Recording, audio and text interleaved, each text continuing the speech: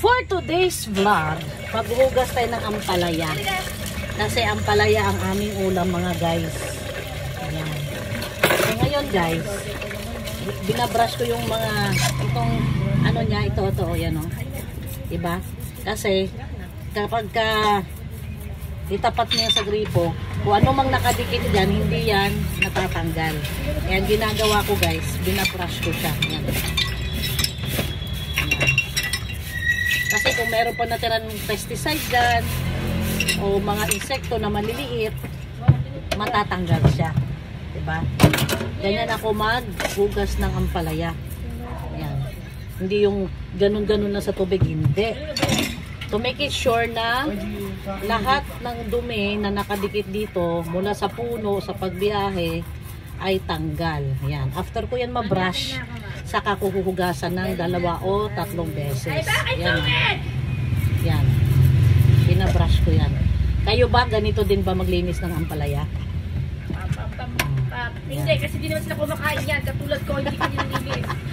Si Jamaina, hindi daw siya ganito maglinis. Kasi hindi daw siya kumakain. Sabi ko, bahala kayo. Basta magluto ako ng ulam. Whether you like it or not, bahala kayo. That's my hating. Diba? I hate that. So, tapos na natin guys, brunas. Huhugasan na natin. Ang itim ng tubig, oh, mga guys. Oh. Ang itim ng tubig. Ano yan? Ay! May butiki!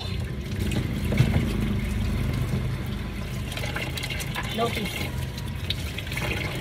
Hugasan natin ng maigi. Paghugas naman guys, ginaganon ko naman.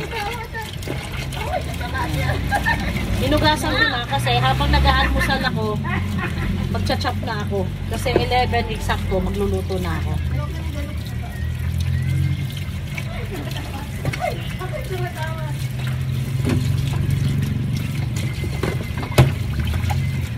Pagdating sa gulay, ako talaga naghuhugas kasi gusto ko siguradong malinis.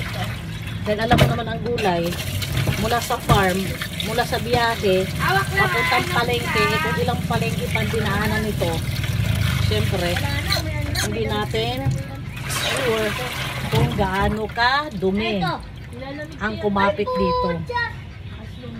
Ayan. At saka guys, kaya ko din hugasan ng ampalaya bago ko siya hinihiwa para iwas na rin pait.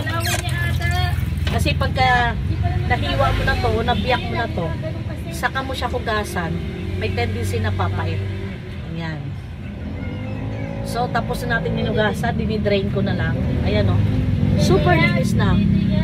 Amoy malinis na. Ayan. So, it's time to chop!